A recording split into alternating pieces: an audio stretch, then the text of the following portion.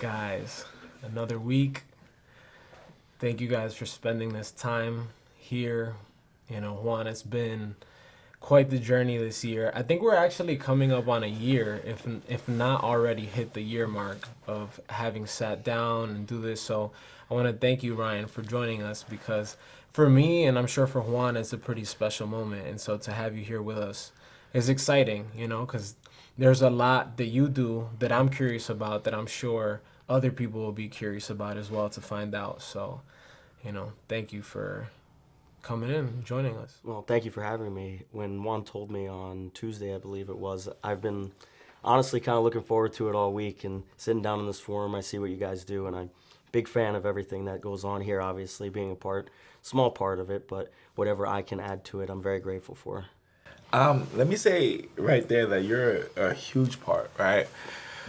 Because when we talk about following your passions, your dreams, turning into purpose, that's exactly what you do. Like you have an incredible story. Your story is so impactful, and a lot of people are gonna be surprised at your journey. Yeah.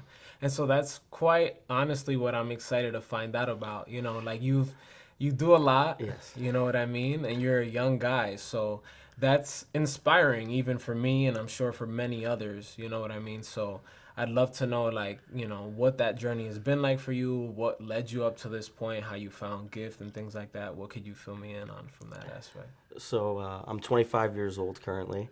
Um, but I always tell people when they ask me that I've been lucky enough to experience a lot more than 25 years in the 25 years that I've been alive. So I guess really where I always start when I talk about this story is when I was 10 years old, right? Okay.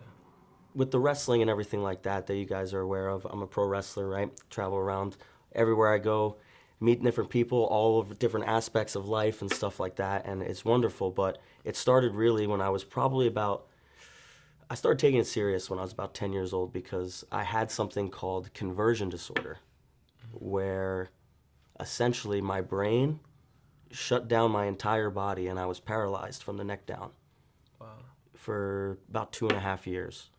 Um, so from being a little kid and wanting to have that kind of larger than life, go after my dreams and nothing can stop me, to then it being taken away from me seemingly at such a young age, but then going on that journey and kind of rediscovering why I fell in love with it in the first place and realizing that my mind is limitless, right? If my body is stopping me, there's no reason why I can't overcome it. And once I was able to kind of overcome that, a very important piece of my life, I was able to say, okay, I'm 12, 13 years old now. I'm out of the wheelchair. I got a lot of catching up to do, but I'm exactly where I need to be. That's big, right? Because at such a young age, 10 years old, you figure that's 2 years of your life from 10 to 12. It's such an important part in a young human being maturing, right? Like when we talk about comprehension, we're talking about what kind of social challenges you faced, and even when you went back out into the world, right? That's even more social challenges because you're missing a 10 to 12, right? You figure 10, you're in fifth grade, 11, you're in sixth grade, 12, seventh. Like that's a big skip, right? Because your adolescence is normally from, your first grade or all the way up to fourth, right? So to miss that social gap, wow, that must have been challenging. Then let's talk about the resilience, right, of a 10-year-old to be able to persevere. For you to be the human being you are today, we're having such something so impactful because what didn't happen is you didn't turn into a victim. A lot of people, something like that happens, and they develop the victim's mentality, and that for the rest of their lives, right? That programming and that in their brain kind of just dictates what how they react because they're not responding to how they react to the world and their lens, right? Like how come this happens to me? How come that happens to me? And then their minds only kind of like just find what's wrong in the world. That right there, that in itself is probably one of the highest degrees of inspiration we can give to anyone today.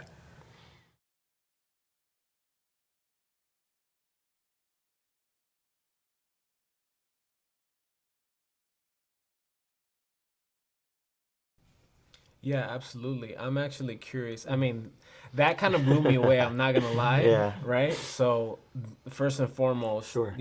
that's quite literally amazing. So, thank you for joining us No, even thank more you. so, and everything that you do to contribute to this. Because, like Juan said, it isn't a small amount. It is a pretty large, substantial Thank you. amount. You know what I mean? And could you walk me maybe through like what that was like now? Okay, you were diagnosed or had this condition, that held you back seemingly, and then, now you're back and, rehabilitating yourself. I would imagine. What was that process like for you? So, starting off, really, it kind of like had like a snowball effect, I would say. I had like bronchitis and the flu and like all these little seemingly sicknesses, ailments that happened kind of one after the other. And one day my body just kind of shut down. I remember specifically I was sitting at the table eating, and I was moving slower, and I was always such a high energy kid. I was running off the walls. My parents would be like, "Oh, Ryan, why can't you just sit down?" Right? That kind of deal.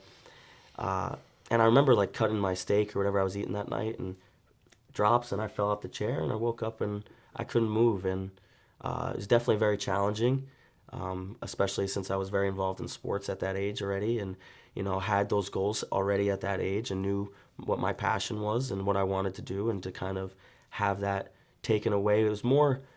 It seems like such an insurmountable feat physically, right?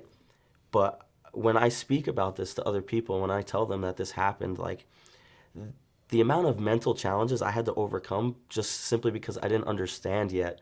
I had to experience it in order to understand those things it is much more like was much more challenging for me than the physical stuff really. Um, I had moved to different hospitals around the world. My parents are, God bless them, they took great care of me and making sure I got better. And eventually, I started getting better about 2 years later in a hospital in Virginia where I was, it was kind of like a kind of like a prison almost. Like we were sectioned off in cells, and we had cellmates, and there was little community time, and like we were fed twice a day. They would have us go to school. They were very strict on like the other people that you could talk to because we were all there for different reasons, and that definitely helped shape my communication skills that I was able to carry forward to this day. Um, but like you mentioned, the real part is really the aftermath of it because I had missed out, as Juan said, seemingly on a big instance of my life where I didn't know how much I had kind of missed out on until I was back in those positions and I started playing sports again. And I went from being one of the best people on the team, naturally with talent, to now having this great work ethic from overcoming something that seemed impossible, but not having that talent anymore whatsoever because my body had been dormant for 2 years. So, really, if anything, I feel like that we can speak on is just the fact about how much more important I feel that hard work is and determination than actual talent. Because, of course, I think talent is something that can be built in everybody through those hard work, but you have to have that right kind of mindset and the right kind of people in your life to kind of guide you and have that understanding of like, okay, this may have happened to me, but as Juan said, I'm not going to be in a victim mindset. I'm going to continue forward, and this was just a small chapter of my life that kind of needed to happen in order for me to be sitting here today in this position. That's incredible, right? Because so often things happen to us and we don't see, how lucky we are to have experienced them. What you said there was so powerful because you went, and when you went back into the actual social standards of schools and sports, things felt different. But it kind of gave you this fire. It kind of gave you this, I need to make up what I missed out on, which is really where your strength is born from. And let's talk about what you really did that's so powerful, right? You overcame a lot of fears. That must have been a very scary time, at that age of our development. our environments, they paint who we are. And you're this young man who's coming with this story, right? So the way everyone's talking about you, the way everyone's looking at you, and you didn't go in and like, all right, I'm 100%. You actually went in before being 100%. So you went into your childhood with a handicap, and that right there, right? That's where I'm in awe, right? Because at such a young age to not be steered away from becoming the best version of yourself today, right? Normally, something like that would traumatize a young child to such a degree that there's never any recovery, but you were able to see that as your strength. And I'm sure that even at 25, I'm not gonna say that you've overcome everything having that came from that experience. I'm sure you're still facing a lot of things, right? I'm Of sure course. certain things still give you heavy pressures, but the fact that you're looking at that as your compass of what's leading you in your life, the fact that you understand that the things that happen to you aren't the definition of who you are, but instead they're the definition of what you've overcome. And because you've overcome, those things no longer have any power or control over you. So what I see is a free human being.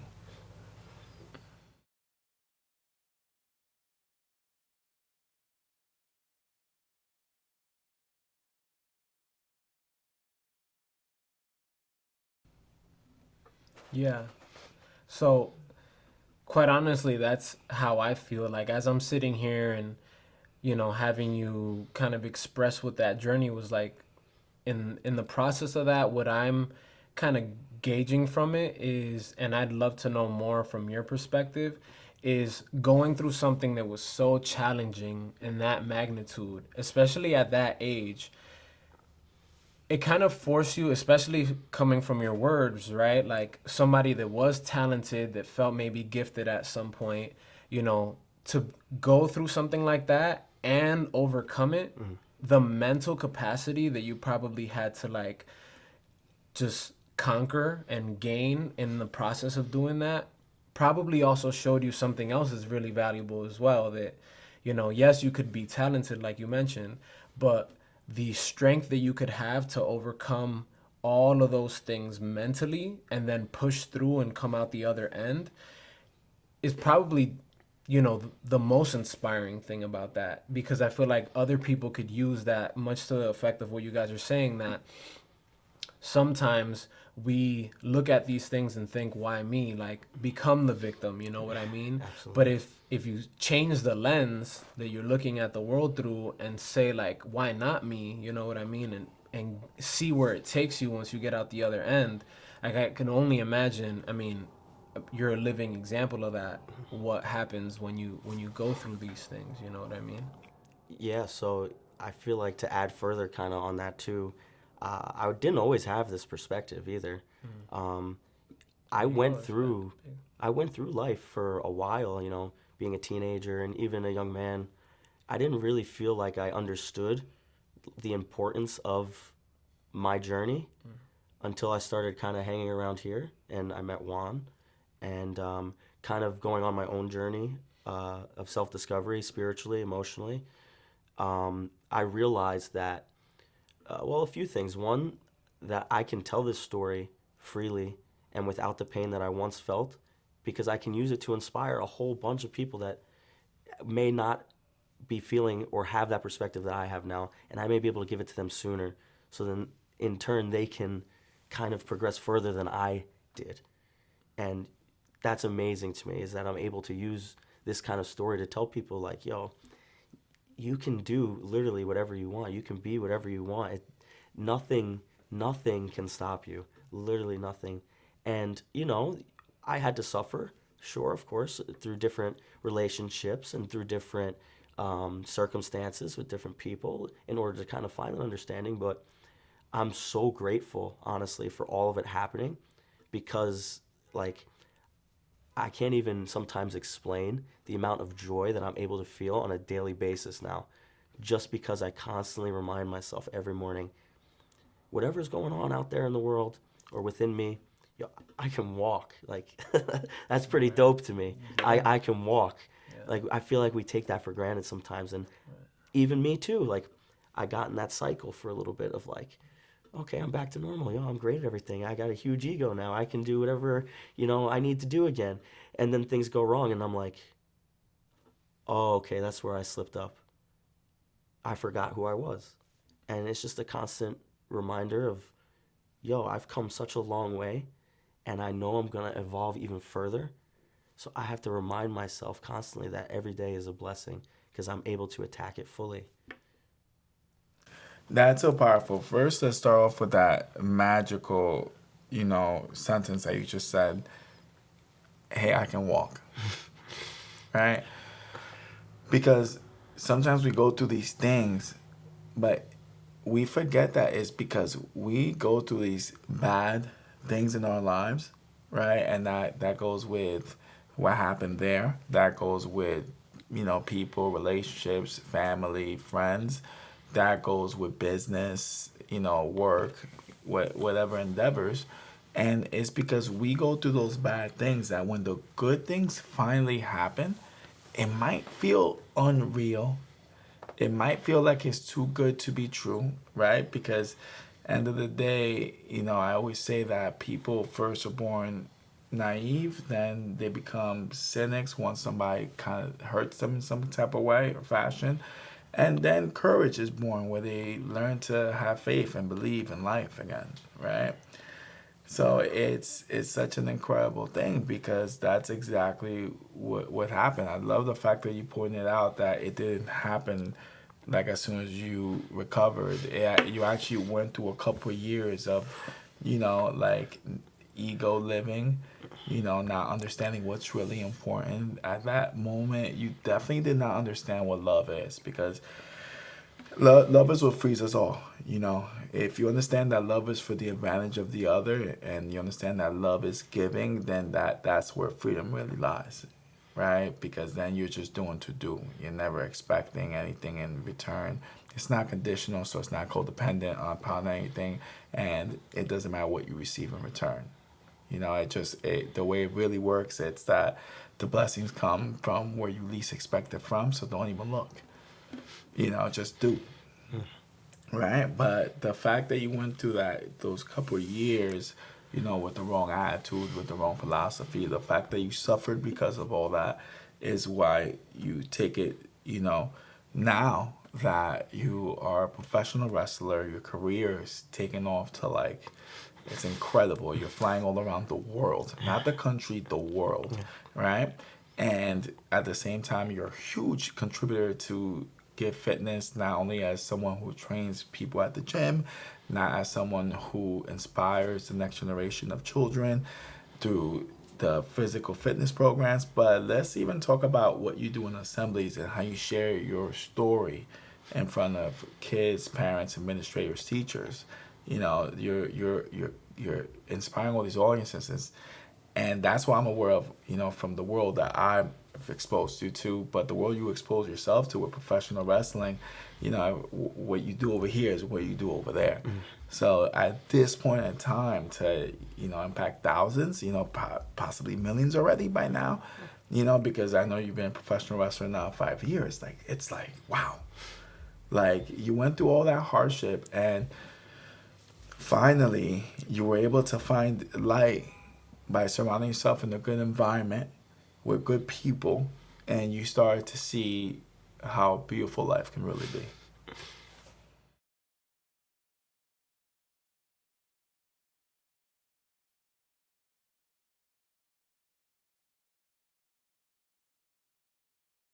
Yeah.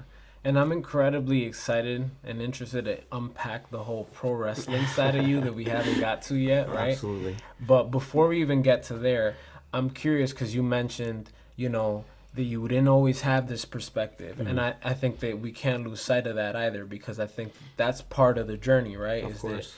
That you grow through time. So, and then at some point you found Give Fitness, and maybe in the course of that time your life was already gearing you towards the direction to find this place, right? I think that whatever you're looking for is looking for you as well. So what was that time like for you before finding it? Like, before finding Get Fitness, like where was your life at that point? And, what have you grown and what have you learned so far in that process? So I think honestly the most beautiful part about this whole thing with me is that it's kind of been in tandem. I've known Juan for maybe like 10 years now already. Wow. We met at Blink Fitness when I was 16 years old, just starting my physical fitness journey, working out because I was a 120-pound kid that finally lost the wheelchair weight. And I was like, oh, I'm going to be a pro wrestler. I got to start going to the gym, Wow. right? And I just happened to meet Juan and both of our lives and kind of like somehow grew at the same time, it felt like. And we were both going through our own journeys and kind of somehow always found our way back to each other, I feel like. And, I've seen this place grow since day one. I was here when it was still a hair salon and the outlets on top of the ceiling were hanging off the ceiling and stuff like that, and wires everywhere, and turf on the floor. And I've been able to experience like such a beautiful amount of growth in this place, and for me at least, it's been so awesome to kind of like grow along with it, with my own endeavors as well as the endeavors here together. So like just being able to kind of see Juan's change and the business's change and my change and my business's change technically because I'm I'm a wrestler. I'm kind of selling myself in this kind of aspect. That's the business, right? I'm using it to inspire a bunch of other people. I've kind of like been able to see that example from someone I respect and I know has love and only the best intentions for me, to kind of use that to inspire me to go out on my journeys and inspire wherever I can and grow myself and be the best version I can be so I can be that for other people. On that one, I can only express gratitude for who you are, and thank you for being yourself and having the courage to speak from your heart to people. Because ultimately, that's what we need. We need more people speaking from their hearts. We need more people to stop living in their minds and thinking so much, and stop letting fear dictate their decisions, but instead to start letting faith and belief dictate their decisions. And when I say faith and belief, it's whatever you believe in, whether it's a religion, whether it's God, universe, spirit, whatever the case may be. Of course. It just self-love. Not only are people worth it, but people, they deserve to earn it. And just understand that it happens not the way you think it's going to happen. It happens the way it happens as long as you keep a clean heart. That's the beauty of it, like those challenges along the way, they're meant to shape you.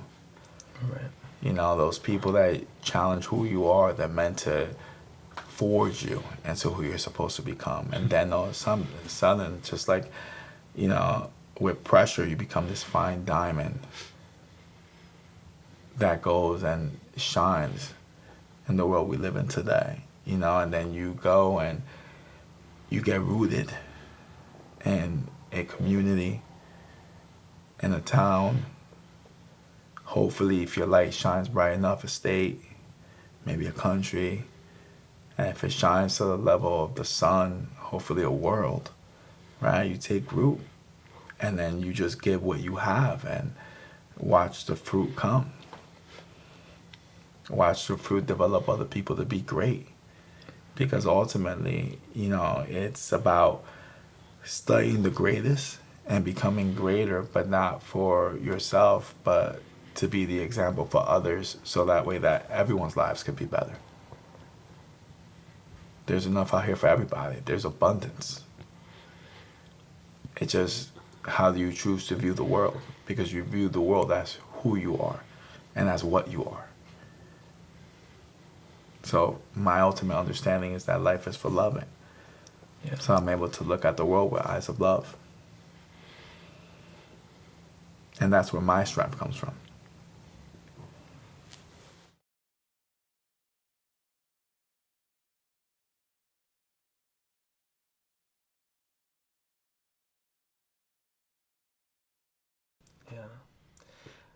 speaking of abundance, love, and all these things, I'd love to dig deeper into now, like the wrestler Ryan, the pro wrestler Ryan, right? Yeah. Like, I was on my way here. I was driving and reflecting on like how interesting that is, because so many of us don't have the privilege to say like they know a pro wrestler. But even Thank if you. I get the privilege to say that, or we get the privilege to say that, I'd love to know more about what the life of a pro wrestler is like. What is that for you?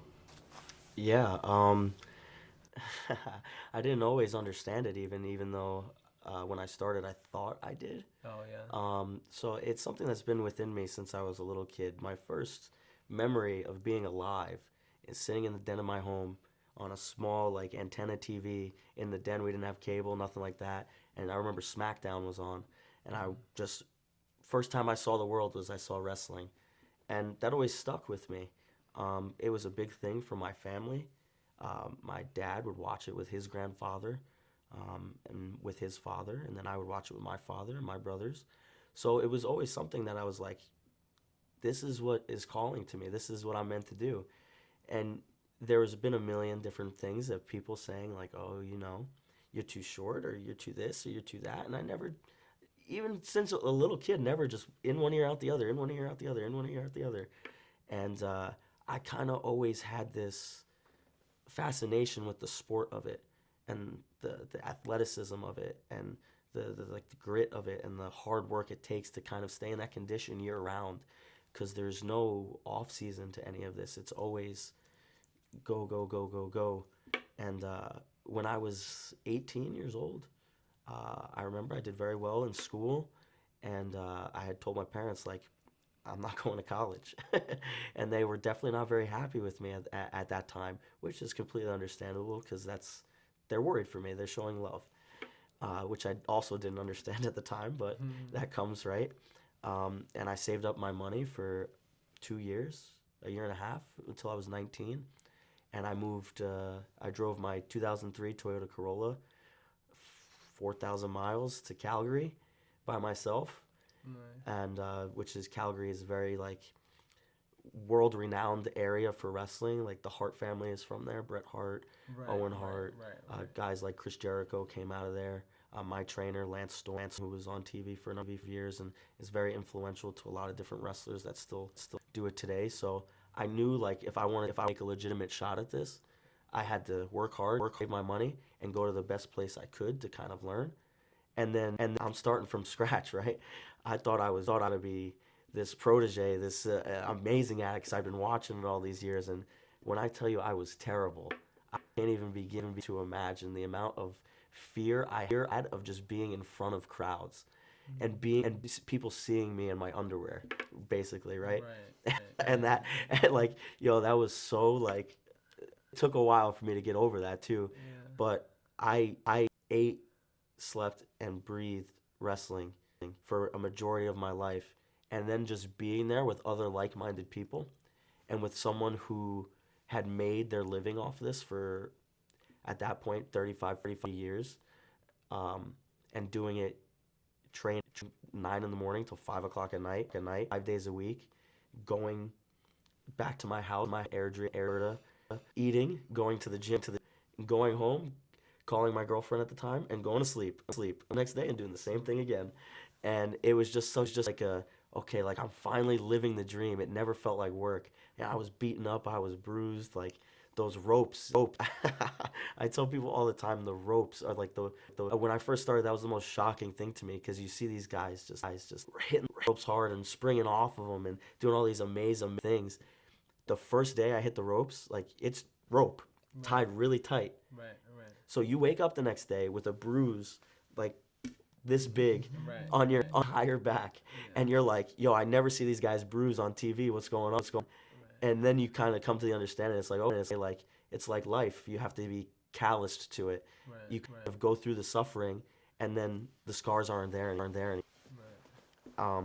And now I'm able to see back on that journey, and just talking about it gives me so much joy just to see how far I've come because I've I don't typically do things like this, like speak like about it as often as I would like to because I just haven't found myself in those positions yet. But just being able to talk about how far I've come makes me incredibly grateful too, because like I was 150 pounds when I went there, and I thought I was gonna be, I thought I was shredded, and I was gonna be like this beast, and I was the smallest kid there still, and I had no idea, and I would talk to place, and I, like wasn't good at taking any sort of feedback whatsoever, and I just I learned to kind of like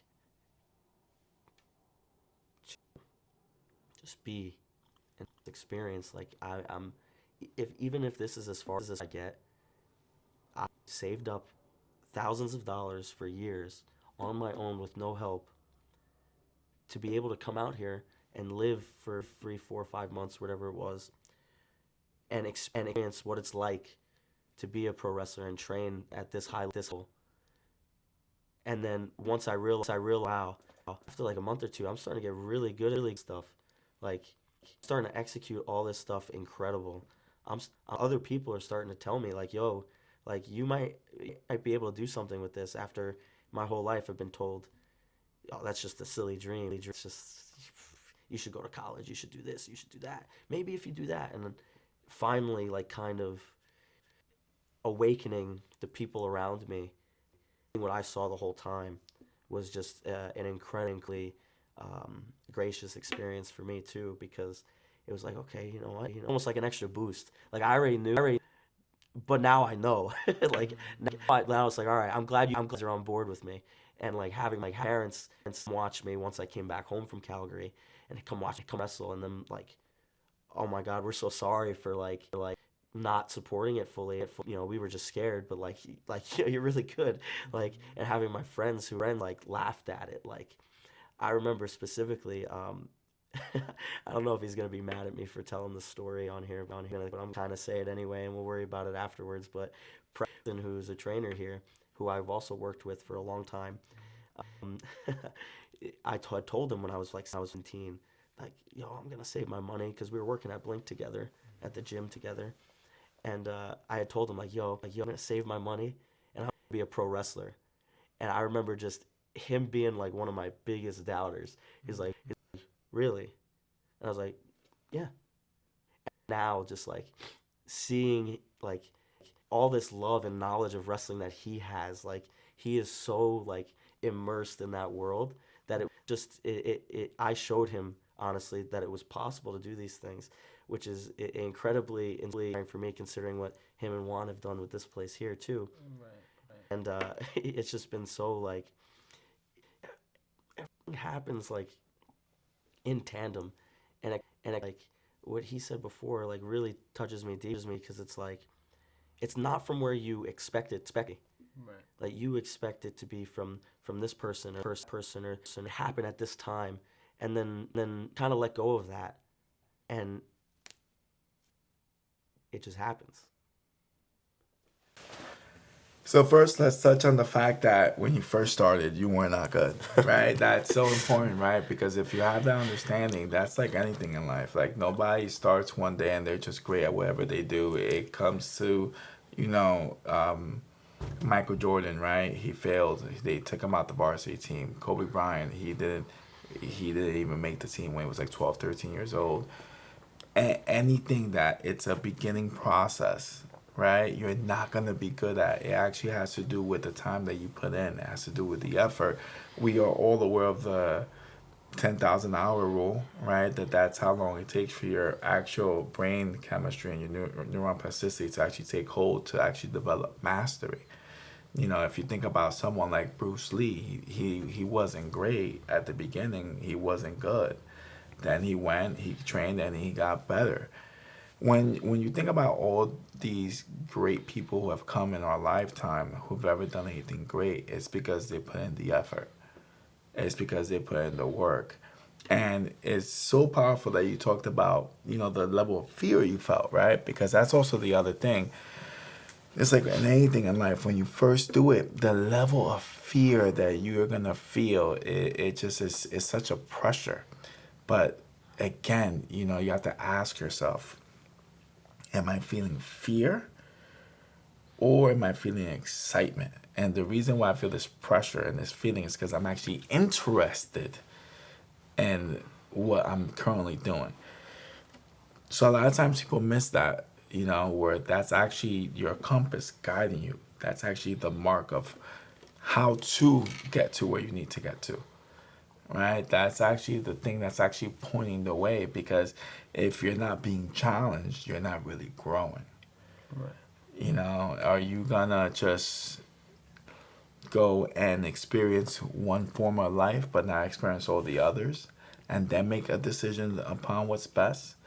But it's like anything. If you go and you go into, we use Ryan as an example, into pro wrestling, are you only gonna, experience just one organization of wrestling? Are you gonna actually go through all of them, right? Get to know those different worlds, get to know how they do it differently, what works over here, what doesn't work over there, Right. build the relationships that will eventually really find the opportunities in the future, right? Because ultimately, that's another thing. Life is based on relationships, and if you don't travel to different worlds, so the key here is the discipline to continue to practice whatever it is that you love, and understanding that once you find your vocation, right, you also need to find your avocation,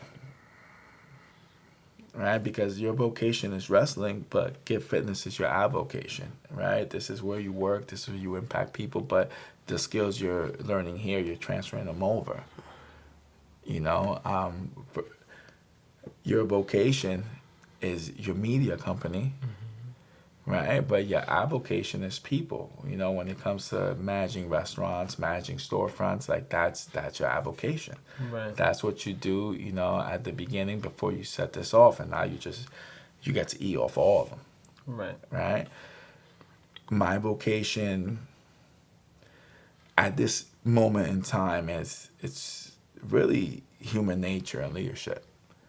That's really where I'm at right now. My avocations first was, bars and restaurants, people of that structure. Then my next avocation became fitness, physical, mental, emotional, and energetic fitness. But at this moment in time, I'm at the level of human nature and how it works and behaviors and patterns and being able to see and leadership, because what I really care is for people to discover what I've been able to discover, which is the idea that I do have a choice and a decision on how I want my life to shape up to be, or what I want to create for myself and for the people around me.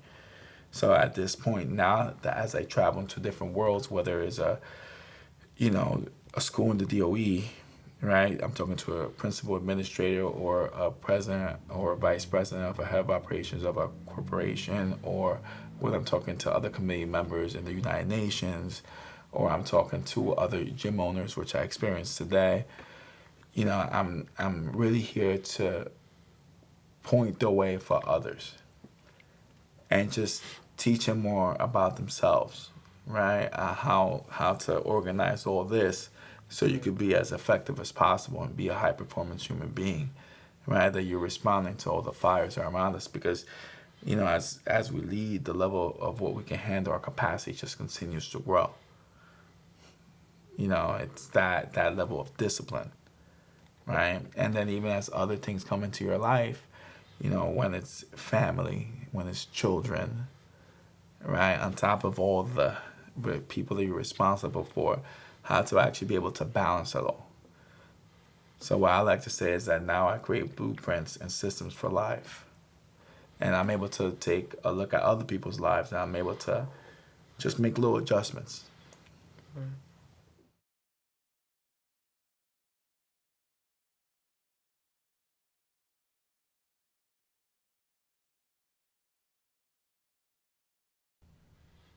Yeah. That's so amazing. You mentioned in part of that you also had hurdles, maybe even like setbacks from individuals, like even in your family, right? Yeah.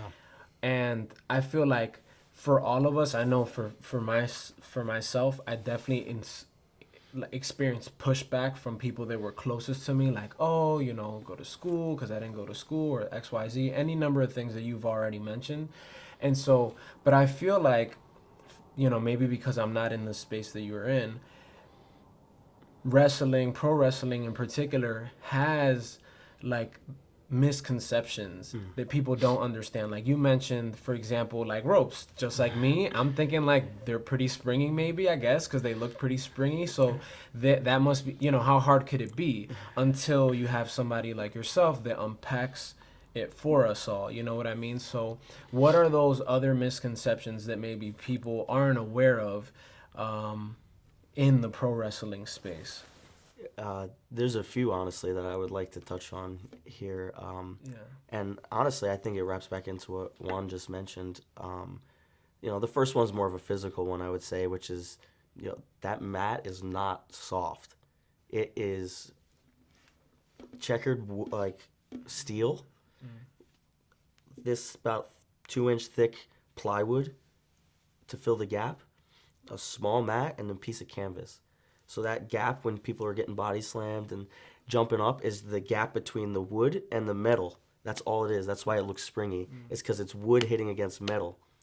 So like the first time I ever got body slammed, the entire wind just gets knocked out of you because you don't expect it to feel that terrible. Honestly, you just immediately as you land.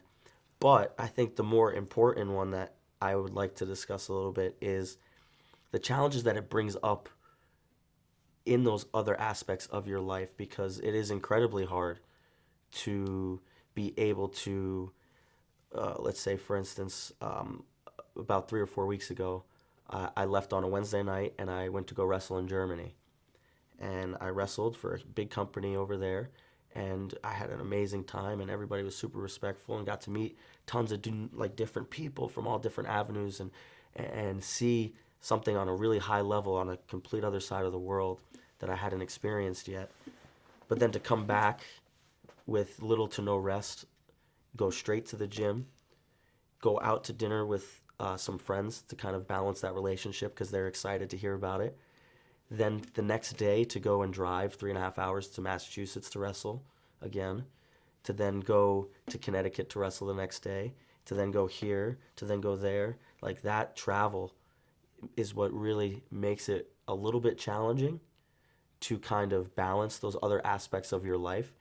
But I think the best part about it is that now I've learned to kind of like balance it, as he said, where it's like, I don't waste my time doing things that don't feed and grow me or grow others, because I'm able and blessed enough to be able to go after my dreams and get paid for it, and all around the world, and it touched so many different lives that when I'm not doing that, it is so important to me to feed the other people that I have in my life.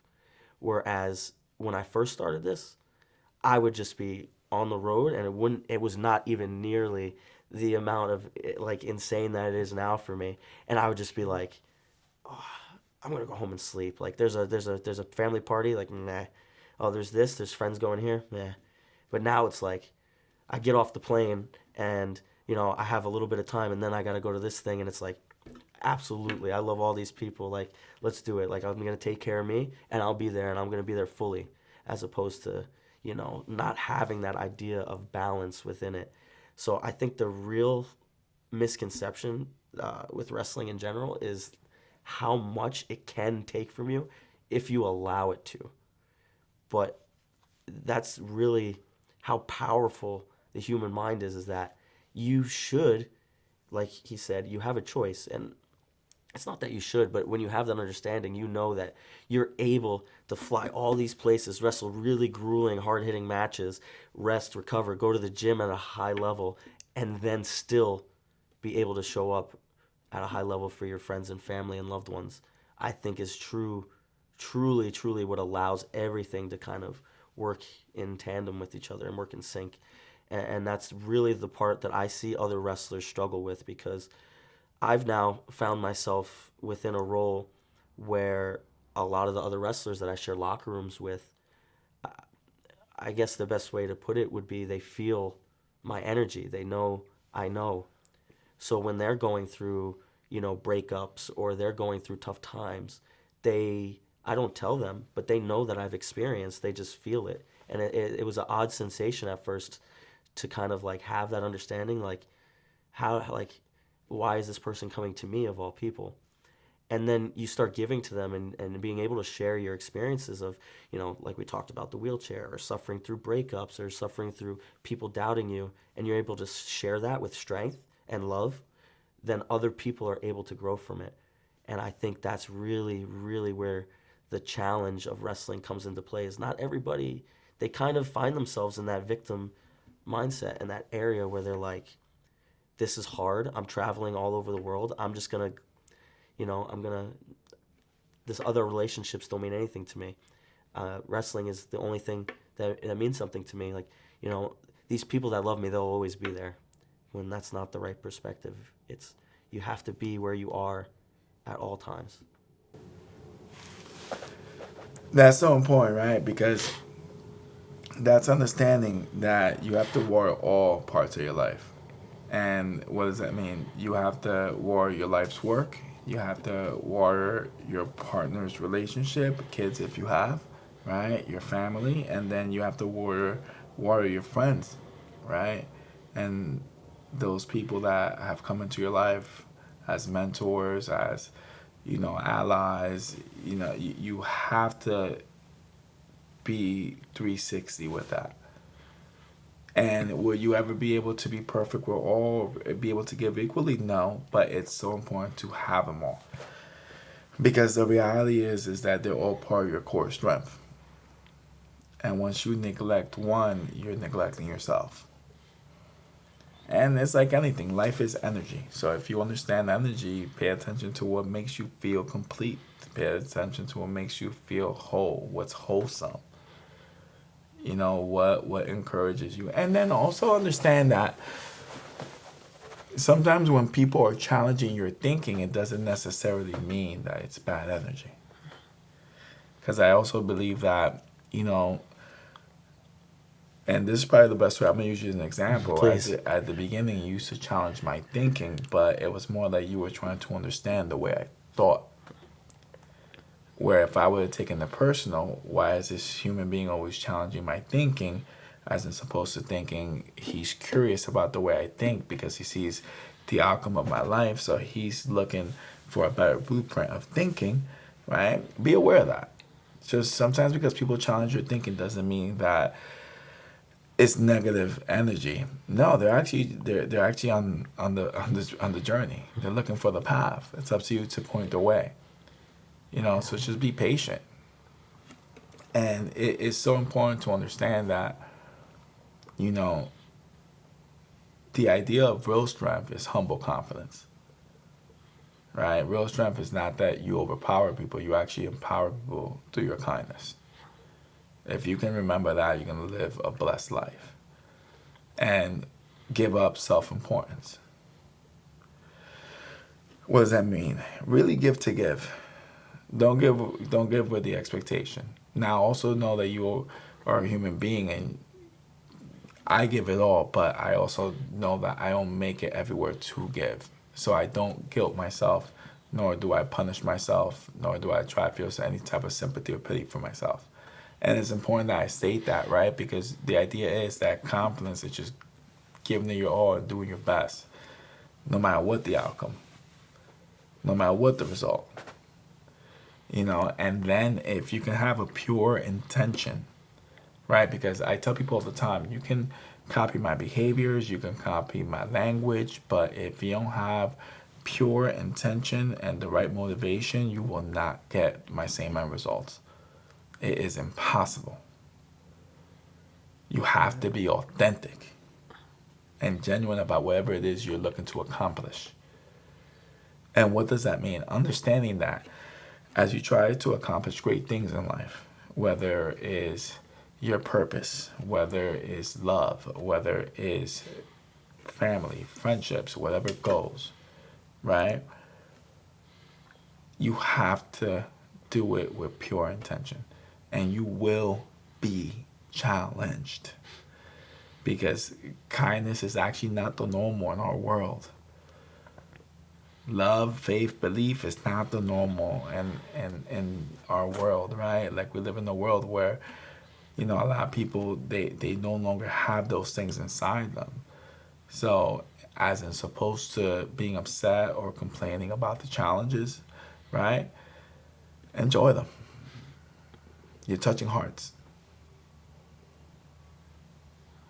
And when you touch a heart and you're able to take that hardened heart, and all of a sudden that hardened heart becomes malleable and it can be shaped again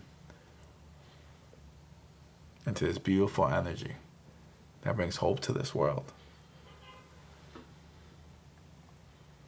Anything is possible.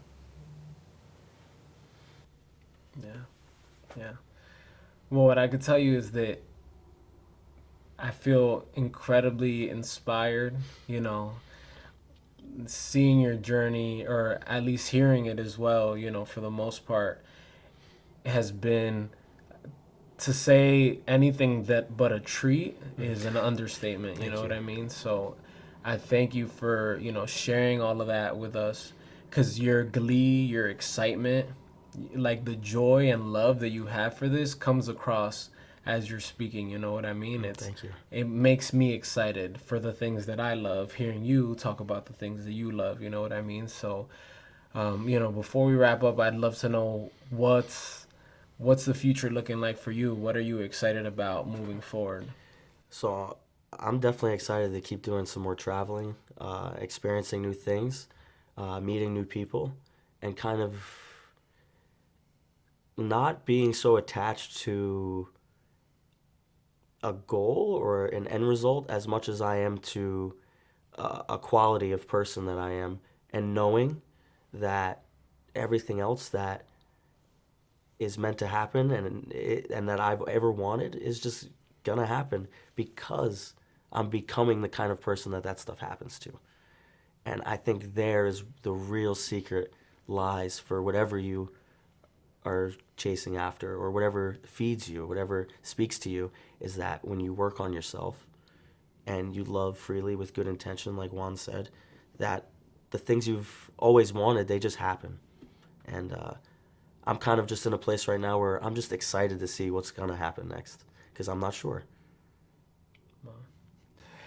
They say when you're on the path, you'll know that you're on the path. Keep evolving. Thank you. Yeah. Well, gentlemen, again, like I said, it's been a treat. Thank you again, Ryan, for spending this time with us. Juan, it's always a pleasure.